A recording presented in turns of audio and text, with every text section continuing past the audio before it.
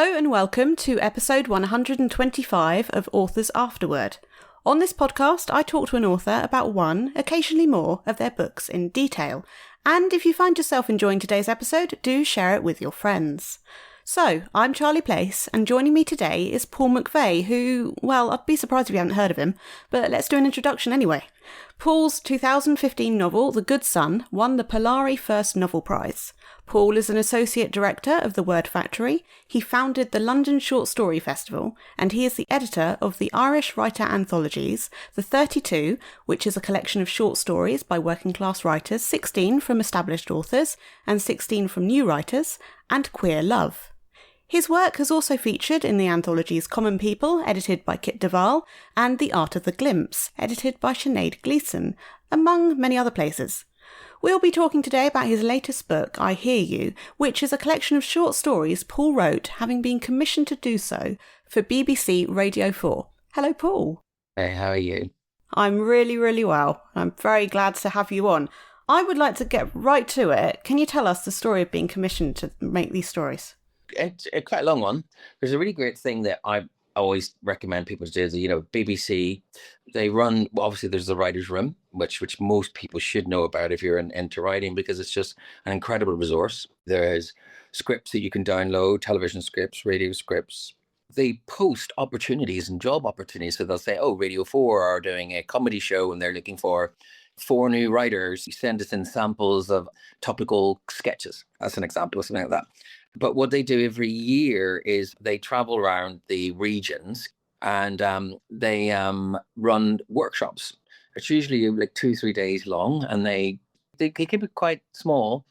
One of them, when I went, was the radio producer for BBC Northern Ireland Short Stories. And I was like, oh, I didn't really know a lot about radio at that point. And I just went up and said, hey, I'd really interested in this, and what do you do? And basically what was quite interesting was that that's their job. Producers, their job is to find new writers and new talent. So actually, part of you is feeling like, oh God, I don't have a shot here. I don't really have a chance to make any kind of impression here. On the other hand, it's really good to know, actually, well, no, this is what they're supposed to be doing. So actually, if you take it from that perspective, it gives you a bit of confidence to go and approach them. And I was only really starting to write short stories. And I think quite often when you say, people say, oh, can I send you my novel? Or can I send you my whatever? And you think, oh God, I don't have time to read someone's novel or whatever. So it's kind of easy to say, I'm sorry, I really don't have time. I think if you say to someone, which I did to her, I said, like, can I send you a page? Which is like the kind of what I was trying to, like, kind of writing these abandoned ideas that I would try to write as a story and only get about half a page in and go, I don't really know what I'm doing. And but I spent a lot of time making sure that half a page was really good. So, and when I realized it was actually, it's very hard for someone to say, I don't have time to read half a page. So that was very clever of me, I think. But it was also practical because I didn't have anything longer. Yeah, so she said yes. And so I probably did that about 3 times. And the other thing I think that I usually recommend, we're always asking people we're always thinking, oh, what can someone do for me? And, how can they help me? Can they make me do this? Can I do this? And I always say, actually think about asking someone if you can do anything for them. So like I would say, hey, you must have a busy week. Why don't Friday I'll take you out for coffee and some cake, and I want to ask you some questions about this and that, about how I write for radio, and maybe you could read this little half page and give me some thoughts on it. And she'd say, oh yeah, I'd love a bit of cake and a nice bit of coffee thing. I said, I've got a blog, can I interview on how to write for radio? What should you do? And I interviewed her and then I wrote it up, and it was like hugely successful. And even years later, it's still getting lots of traction online because people are really interested in it. And she gave like top tips for writing. And I learned a lot just from listening to her. And then, when the next series of commissions come up, she wrote to me and said, I want to commission you to write a story. And that was the start of the journey, Right, wow. I can almost hear lots of writers right now listening to this, writing lots of notes about what you just said. Do what you've done. But yeah, I mean, you totally put yourself out there then. You really kind of went for it, and it's been really successful in that way. Yeah, well, you know what? I mean, I think my friends of mine, Kit Duvall, for example, my first book came out when I was 45. Hers came out when she was 55. And she put herself up for everything. I put myself up with it. And I think there is something that happens when you realize it's sort of your last go at it. Like, you're not Sally Rooney, you're not 26 and your first book comes out and you've set the world on fire. You're now 45, and, you just think, oh God, I don't know if I've got any more resilience left in me, energy left in me to try this again. Or I think with Kate don't quote me on this, but I'm pretty sure that was like her third book. And the first two didn't get taken up. And another friend of mine, Sarah Butler, who made a big hit with her book, she's like a love letter London, and that was her third book. But everyone thinks that when someone comes out with a book that they're just new on the scene, but actually they've been trying a while. But I do think something happens to you when you get a bit older and you just sort of think, I don't have the luxury of being shy, of the luxury to wait for someone to come and knock on my door and discover me, even though I haven't let them know I'm there. I think it's really crucial, and for two things. One is you build a resilience to, and not take a person and say, hey, I really like this thing. Someone say, oh no, and you go, okay, no problem. Next one, hey, how you doing? Without letting it get to you. And the second thing is that that's exactly the same skill you need to deal with rejection, because through rejection and different things, I ended up not writing for about 8 years, and that can really, really just knock you out of the game and for you never to return. And a lot of people do that. I mean, a lot of great writers never made it because they just didn't keep going. And I completely get it, because I nearly did it. Well, I didn't. I stopped for a few years, and it took a lot for me to get back in the game. And when I did, I thought, I'm giving this everything, so that if it doesn't work out, I'll go, you know what, you tried it on, it didn't happen. But I think I would always have slightly hated myself if I hadn't have done that final go. So I do think, yeah, you need that resilience. So it's a really great skill to nurture in yourself. Yeah, absolutely. Keep practicing it, and it's important. What I want to move on to is, humour me here, why publish them in a collection now? Why this one now is, I mean, it's very personal in the sense that, I mean, basically I had my novel out, it did quite well, and it was a very unusual situation actually with my novel, because most people have their novel out and 6 months later, 8 months later, they're already nearly finished their next novel, if not already finished it and waiting for it to come out. And they do the rounds of a festival and the book's forgotten about in a year because they've got on to the next thing. I didn't get another book out because what I did was just dive in to that swimming pool of a book coming out in the world. And I created so many waves. Like, I basically was able to travel the world about 3 times. I found out about festivals in Bali and Malaysia and Singapore, and I wrote to them and said, hey, I've got this book, and it's about this and it's about that. I would get one invitation, like to say Singapore, and they're very wealthy festival, and they pay for you to come over. And then you say to Bali or other ones, maybe in Malaysia or whatever, and you say they could pay your local flights to go to theirs. And there's a circuit in that area, and they go like one after the other. And I basically did that a couple of times, And then I ended up going to Australia, and I made contacts there, and I ended up teaching in Australia. Then I'd get up here for an award, and then the book would come out in a different language, and then I'd write a next wave, and then I'd be touring Germany a couple of times and France a couple of times, and then the British Council got involved, and then I'd be invited to Mexico, and then I was invited to Turkey, and then I was doing short story competitions in Turkey, and then and then my book came out in Russia. It went on for years, and then it was fantastic. And I think I just thought, maybe I'll not write another book. Maybe that's true. Maybe I only have one book in me. So I'm going to make sure I'm going to enjoy this as much as I possibly can, which I really, really did. And then I did some anthologies. With the whole publishing world, it's not what you think it's going to be, and I think a lot of people experience writing and actually have a massive come down when their book comes out. Like, they actually think, oh God, is this it? When you're faced with the reality of, like, the biggest book chain in Ireland didn't have my book. The biggest bookshop in Belfast didn't buy my book. I remember going to a library and saying, hey, why have you got my book? I've got some copies, I'll give you. And no, thanks. There's all these things that you kind of go, what? Because you just think, oh, I've got a book out, it'll be in the bookshop. It doesn't actually happen. They've only got a certain amount of books, and they only want to buy the ones that are going to sell. And if they're a chain, then it's usually like the same books, bar a few, that are going into all of their bookshops. But like going to McDonald's, the same menu, that's why people are going there, because they know they're going to get this. Most debut novelists get less than £1,000 for their debut novel, and I got less than £1,000 for mine. It's less than a month's wages. So what do you do? How are you supposed to earn a living? How are you supposed to go around taking up these lovely invitations and going doing all that if you're not actually having any work that's paying for your mortgage or your rent or there's a lot. And if you've got a family or you're probably not going to be able to take advantage of going to these places, but it's not everything it looks, forever like that. It always looks so much more exciting and much more glamorous and lucrative than it is. And sometimes you're going away and you're going to do sort of like an hour in a festival or something, and you're flying over to do that and you're getting 150 quid or something, and it's 2 days out of your life. How do you justify that money? And then you've spent most of that and you're having little meals outside of what you're supposed to be doing, and then maybe extra things you got a taxi or something.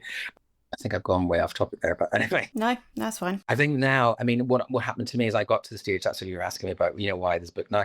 Well, I think, I realized after lockdown, and I think it took a while, and I said, I don't want to do another anthology. I've done 3 and they're really hard work. And I thought, actually, I need to do some writing. And I thought, well, do you know what? Why don't I gather what I've done? I had done the 10-part series for Radio 4. And I thought, well, I know Jan Carson had done, I know that David Park from both Northern Irish writers had both had theirs published. They're quite small little volumes. And I thought, well, why don't I just see if I can get that published? And then I added, the 3 other ones I've done for the radio and put them together and thought, well, while I'm off writing the next thing, this can be getting out into the world and reminding people that I'm a writer. And even though I haven't written anything really in terms of being published in quite a while, I'd done the radio stuff. And then prior to that, during lockdown, I'd written a play, which came out the following year and had done quite well, but still they're not published. So I kind of thought, in terms of the publishing world, if your stuff's not being published, you kind of don't exist. Yeah. In terms of having a career in publishing and books, you need to have actual books, shock horror. And so it was actually a very practical thing. And also I think it was a kind of me reminding myself that I'm a writer. I think I kind of forgot, or maybe I thought I'd had my moment in the sun and now I'd better just start that slow descent down the hill after reaching the top. And I sort of thought, actually, no. And I think I had another sort of moment, which I'd had before, of going, right, actually, you're not dead and you still have things that you can do, and stop giving up and get back into the world and see. And I'm glad I did. And, I'm now nearly finished the next collection and I've got an idea for a book as well. So I'm really glad I did it, because it's been like a renaissance for me artistically, and also just in terms of my general happiness, Yeah, no, I mean, you said resilience earlier. There's a lot of that in what you're saying here, and keeping going. Yeah. I kind of want to ask, actually, if you don't mind. I suppose I can relate in various ways to what you're saying, but do you think that your working class background, how much is that to do with how you were feeling, do you think? Where does that come into it? And how I was feeling recently? With like the resilience and trying and stuff, would you say there's an element there that kind of goes together, if that makes sense? Well, I think, when if you talk to a lot of working class writers, and I mean, Kit Duval is a good example, she'll say, you just don't think you have a seat at that table. I had written plays and I'd written comedy for stand-ups, and that I thought was okay. I could do that because I didn't have to write it down, and I didn't have to be careful with my vocabulary, and I didn't have to show off, and I didn't have to worry about sentence structure and grammar, because I can write how people speak. And that was like a real confidence thing that I lacked, even though I'd gone to university and got a 2-1 degree and all that. I got it in theatre, so it wasn't really on my writing. But I think that was definitely a massive part of me. I just never thought that that's something that I could ever write a book. And it took me a very long time to write my novel, and a lot of it was confidence, and then I lost confidence. And I just thought, I'll never write again, till I kind of came out the other side. And I think it's a reason why a lot of working class people give up. Yeah. They can't afford to be writers. How can you afford it? I feel that every day. I kind of think, what am I doing? I need to get a job. I'm running up debts. Yeah. And it's shocking. I mean, people say, look at him, he's got a book out and, he's going to do all these exciting things. And I go, yeah, and I have no money, I'm in debt, and because that's what it's like. Most people have jobs. I mean, most people I know, my good friend Wendy Erskine, is an incredible writer, 2 short story collections that have been like published in bloody Korea and everything. I mean, it's unbelievable what's happened to her globally. And then her novel's just coming out. She still works as a full-time secondary school teacher. It's a really, really tough business. And I think that people try to protect you from that. Maybe they're doing it for protection and kind of genuinely thinking, I don't want to put these people off. But I think also partly because they want to maintain this illusion, of Emperor's New Clothes. They want to pretend that you are like walking around like the Emperor, looking beautiful and gorgeous and with all of the trappings of success. But actually, it just takes the one wee working class writer to go, there's no money in this game. What are you talking about? And I go, oh God, right. Yeah, we're right. Yeah, they're right. And look, you do want to maintain an illusion. We're all guilty of it. It's part of the joy of being a writer is to run around, swanning around literary festivals, taking pictures with, famous writers and saying, look at me, I'm now fabulous. Of course, it does sound very fantastic, but the festival bally doesn't pay you. They don't pay you any money. So not only do you have any money when you're there, you don't have anyone paying your bills when you're at home for when you're away. So it's been a wonderful experience, but you kind of have to afford it because you have to be able to afford the fact that you're not working for a week. Not only are you not working, but you're spending money. So there's all of these things where the life looks absolutely incredible. And if you're lucky. But I mean, I think that it's shocking. There's reasons why George Saunders still teaches at university, even though he's won the International Booker and is seen as one of the best writers, living writers. And Conda Bean still teaches, I think. Huge writers are still teaching. I can't imagine that's for the love of teaching. I mean, I think they probably enjoy it, but do they really want to do marking? Do they really want to sit and do tutorials and one-on-ones with people? I don't know. I can't imagine it.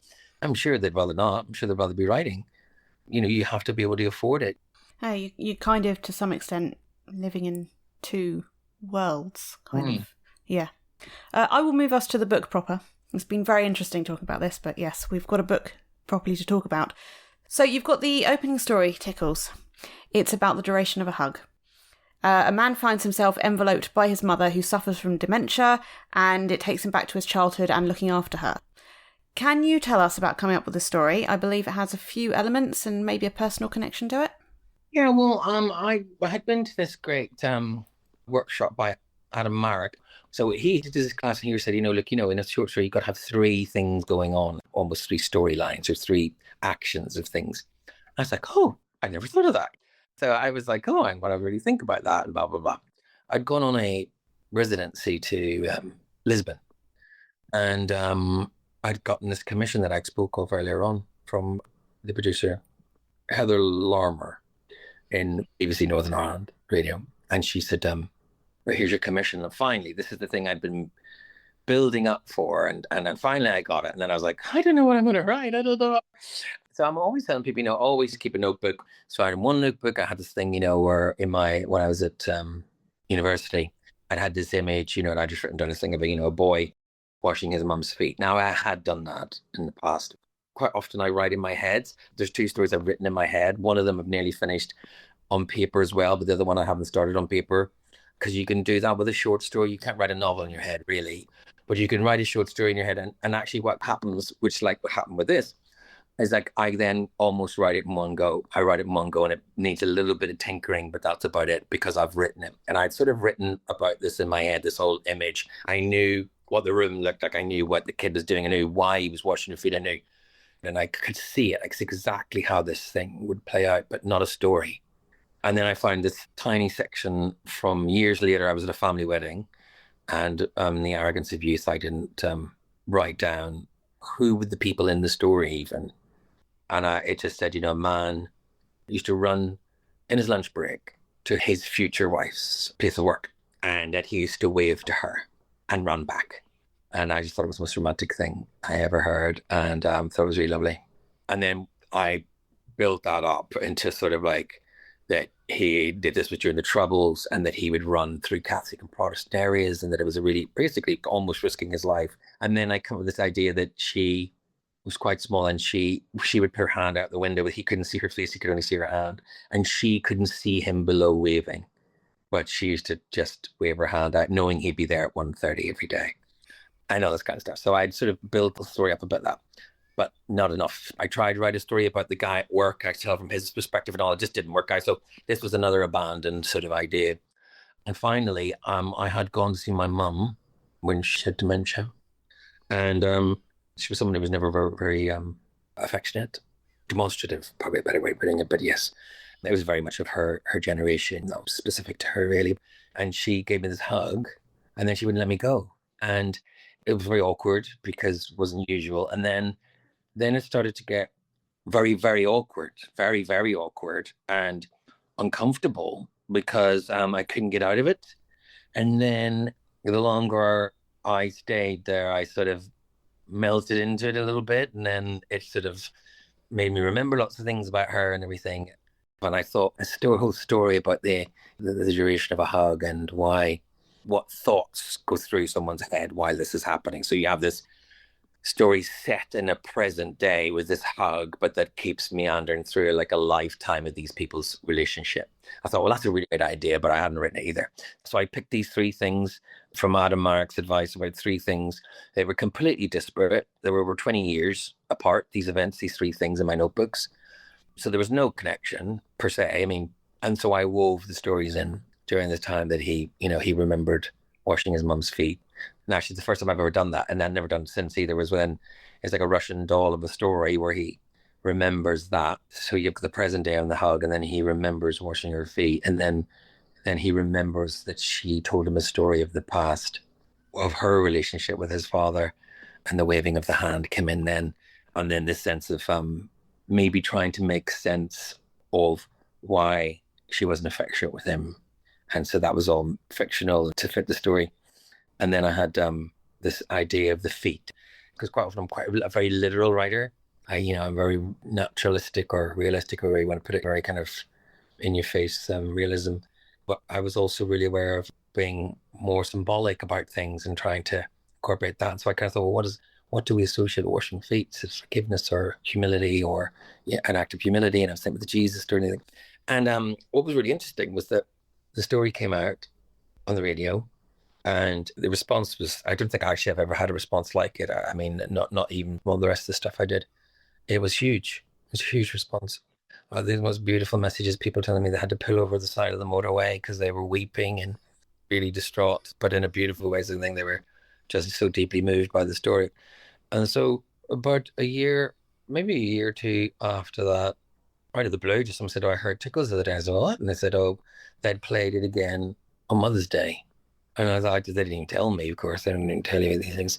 And I was like, oh, that's really amazing. And then a vicar heard it, and then he did his Easter sermon on it, which was just wonderful as well, just to see it. And I think it's wonderful that things can have these afterlives. But yeah, it was my first story for radio and only my second ever short story. And it's remained, a real favorite with people. A couple of times recently, people say, Tickles is still my favorite. Tickles is still my favorite. And I go, oh, that's really nice to hear, considering it was like really in my first go at writing for the radio and my second go at a short story. But yeah. You infused a lot of emotion in there. Yes. I'm getting less emotional, actually. I'm really an emotional writer. And I think I remember being slightly embarrassed by that. There's definitely a snobbishness that goes around in literature where if you write humorously, or you write with a lot of emotion, then it's not as good as if you don't. It's really interesting. Like, you can be hand-wringing in a kind of mentally perplexed way, but you can't actually be emotional.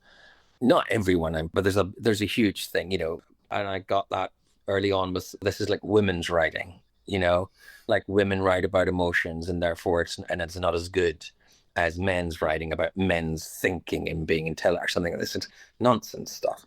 I kept thinking, God, why am I just bloody emotional all the time? For God's sake, will you stop it? And the thing is, I couldn't. I mean, it's different when I write a book or a play, but there's a lot of humor. And I found that when I was in short stories, I think it's much harder to maintain a tone. Like, I can't remember it was one said, like, maybe it was me. It's like hitting the tuning fork. Ding, that sets the tone. And then it's usually, short stories are normally in one tone because it's too short to dance between tones. It's hard to do that successfully, I think. Yeah. It's a bit like it comes out of place. But I think it's something that I've always done in my writing. Like The Good Son is, quite traumatic and quite difficult things. And 2 seconds later, there's a really funny section. And then 4 lines later, there's a really horrific section. And I think that, it's something I really honed in that. So I've been able to do it a bit more. So there's some funny bits in all of the stories. But I think by far the tone is an emotional one. And I think I am doing it less now in the new stories. Definitely. There's less of that. I love it, but I do think it can be a lot for people to listen to such emotional stuff, and you probably need a wee break after some of them. Well, why is it, would you say, that you are becoming less of an emotional writer? I think because I'm more dead inside. No, I don't know. getting older. And, I think that maybe there were things I really needed to say. Maybe I've said them. Okay. Oh, and also I think, intention's definitely in there somewhere. And, I've definitely been intending to look at things slightly different and like go, and quite often I'm telling a story as well. It'll be like someone going, and here's what happened, and I'm telling you this story, and I'm telling you this story. So I love that mode, and I use it very often. And I think when I realize that I'm not using that mode, I'm less emotional because there's a little bit of distance already. Because if you're not setting out to tell, so you don't know where the story's going necessarily, roughly there's something about people going on, like the one I'm doing in a minute, going on a walk, and about the people they meet on that, and what happens and where it leads. But someone telling you a story of something really emotional. Yeah, I think maybe when you first write, I think that there's things you need to get out of the way or something. I'll still do it though, I think. Good, that's good to hear. I do want to ask about Cuckoo briefly, because you've got a man who's had surgery. He feels part of himself has kind of been lost to it. Can you talk about the backstory behind this one? I had experienced surgery, and it was incredibly traumatic. I didn't know whether I wanted to write about my experience. I think, although I think that might be after the short story collection that I'm finishing at the moment, that maybe the next book might be about that. Yeah. Experience, because there were so many things that happened, and I think I couldn't get that into a short story. But yeah, it's a really unusual story. I mean, I think it was definitely a place where I started to experiment a little bit and think, what if this was a bit distant, and what about this separation that goes on, when you feel outside of yourself? And I think surgery and recovering from surgery is something that you feel, and you have no agency in a hospital. People are pulling you around and stripping you and washing you and putting catheters up you. Well, oh God. I mean, the things that happen, things I just never thought about, just that people do things against your will. Yeah. I mean, that was one of the most devastating things I ever experienced. And that's the kind of thing I want to talk about with the book. But in this one, I think in the short story, I kind of thought I was trying to be symbolic in the sense of, he feels like he's lost some of himself. Like he got punctured by the cut that went in, that some of the air of him sort of got out. And then he's sort of halfway through thinks, oh God, well, I hadn't thought that maybe something got in.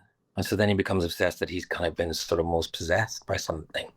And then this feeling that he's out himself and something else has taken over his body. And it was a kind of, I guess, is it a metaphor for like, the feeling of that, you'll never be the same after that. And how do you live alongside of the person you're now going to be because of the surgery? I haven't kind of really ever explained it completely what I mean, and I'm not sure I want to, because I don't think no one's ever gotten it. No one's ever said, "Oh, this is exactly what I think it is," and I've gone, "That's exactly what it is."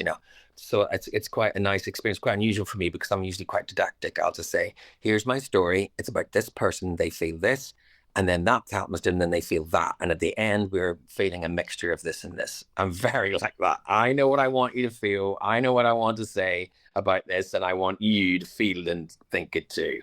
Whereas this one was the first time that I said, no, I'm going to open this out. And also I love ghost stories as well. So I was being a bit ghosty, woasty, sort of freaky.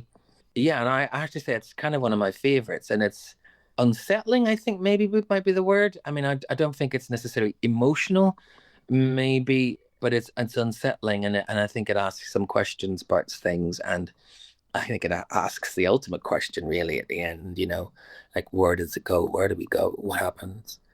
And I think, as you get older, you do start to think about those things.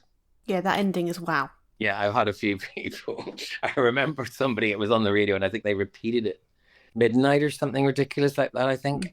Or am I going to sleep now? I don't know if you're going to be able to write this novel if you go ahead with it without it being really emotional. I hate to say. What, the Cuckoo? Yeah, I can't see that not being emotional. No, I don't mind that. I mean, I think that something is what it is. I mean, I think short stories are different from a novel. I mean, a short story is, it's something you can set as an intent, as to say, you can almost be in one tone or do one thing. I mean, I think, a novel it's got to have many branches and things that go off and many pillars that the story rests on. And I don't think that's necessarily the same for a short story. It doesn't need lots of pillars. You can spin that plate on one stick.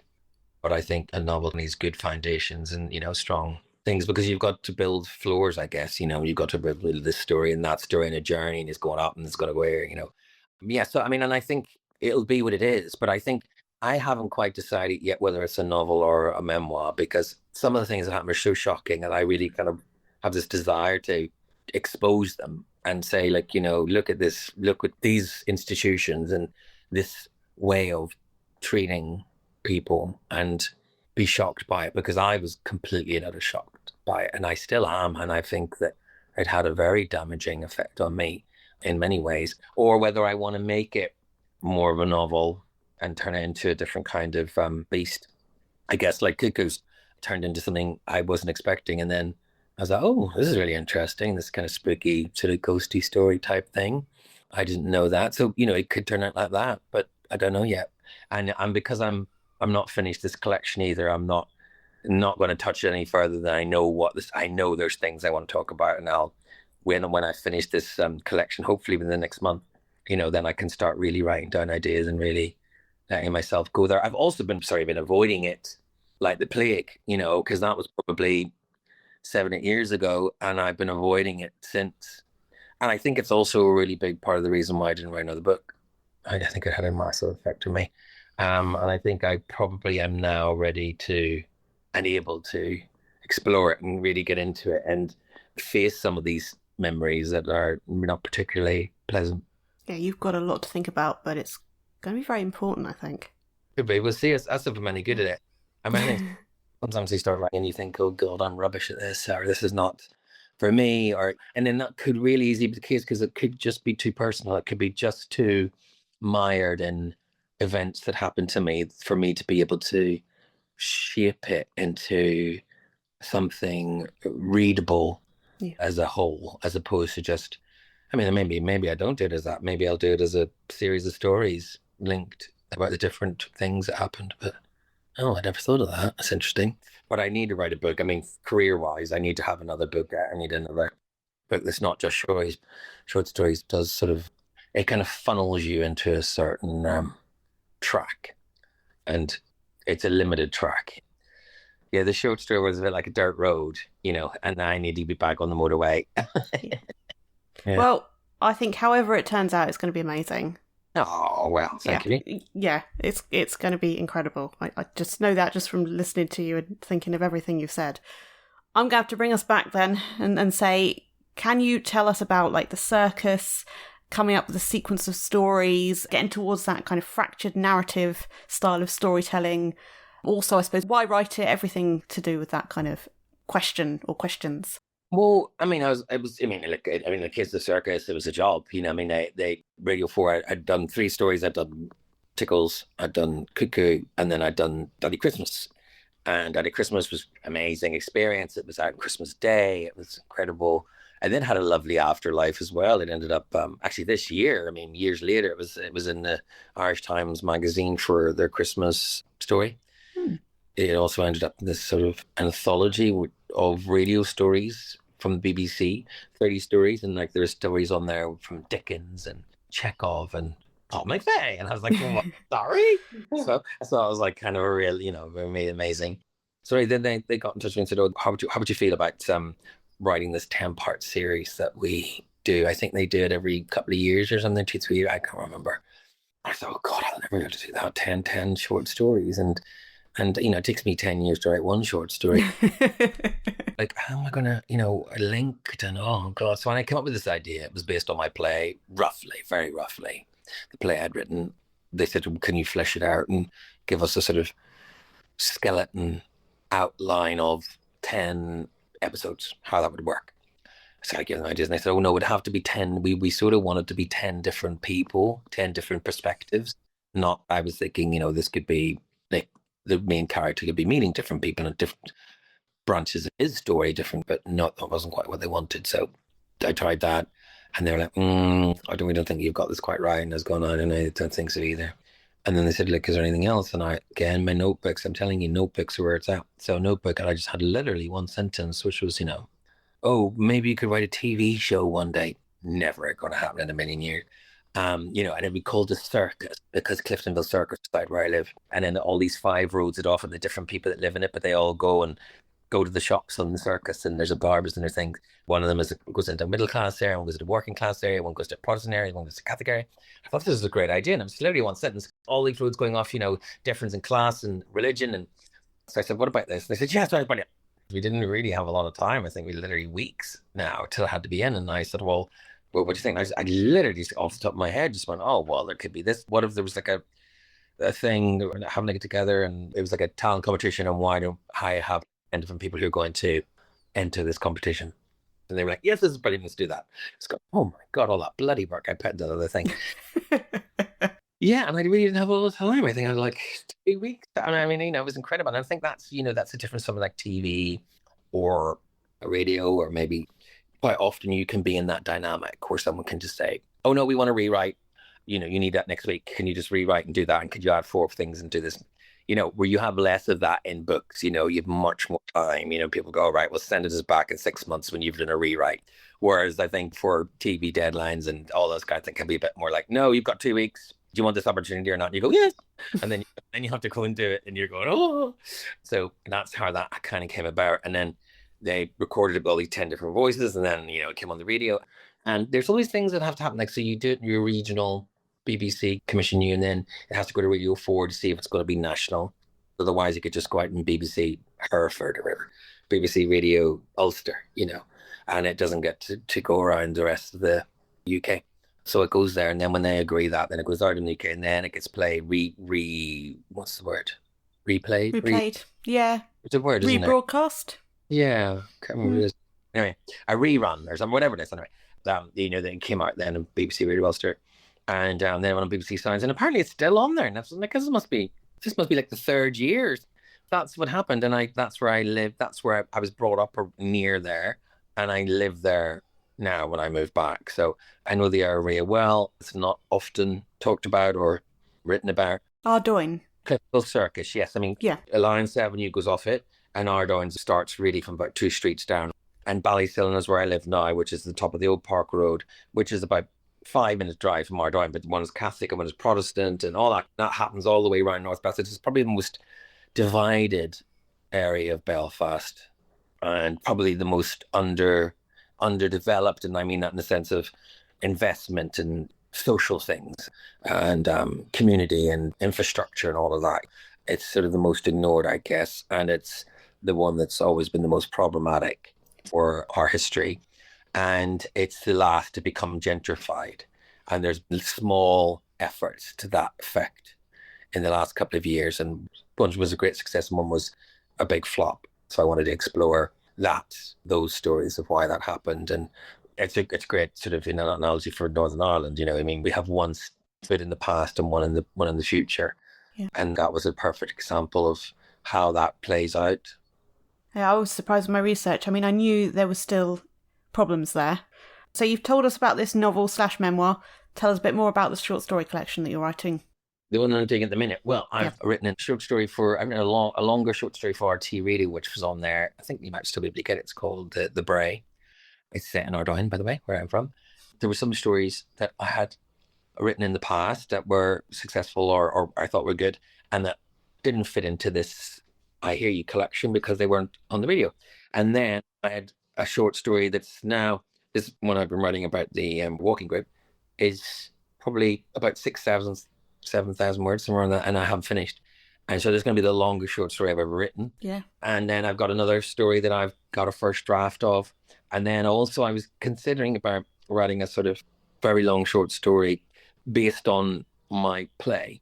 And then, I have another idea of a story that I want to write that I've already sort of written in my head, which I haven't put to the paper yet. I mean, I'm really excited about it, actually, because I think you're always excited about the thing you're working on right now, isn't it? So right now, I mean, I can't wait to get back to have time to write. At the minute, I'm judging the Irish Novel of the Year. I've read probably about 40 books or something. And I think I've got about another 15 to go. And then, events and stuff. And so I can't wait to get back to writing. I really want to finish that story. I don't know, but part of me thinks it's maybe the best story I've written. I don't know, maybe you just have that when you're writing something, but I do feel it. I'm really excited about it, so I can't wait to finish it. And I can't wait to finish the other story I've got in my head, which is very unusual. I can't wait to get back to writing, which is something I haven't felt for a very long time. So I'm very happy to be feeling that kind of positive energy around my writing rather than it being some sort of thing that felt a wee bit like a tar for quite a few years there of like, oh, I'm struggling and wading through this sticky substance that didn't really want to move with me and felt like I was stuck somewhere and it wasn't pleasant. Now I feel like I'm out for a jog with it and I'm enjoying myself. Sure. No, that sounds good, and it sounds like you're in a good place and it's going to go well. So, Paul, thank you very much for being here today. This has been wonderful. Yes, looking forward to what you write next. Oh, me too. Well, thank you for having me. I do hope you enjoyed this episode. Do join me next time. And if you have a moment to spare, please do leave a rating and/or review of this podcast on Apple Podcasts, Spotify, or Podcast Addict. Thank you. Authors Afterword episode 125 was recorded on the 7th of April and published on the 28th of July 2025. Music and production by Charlie Place.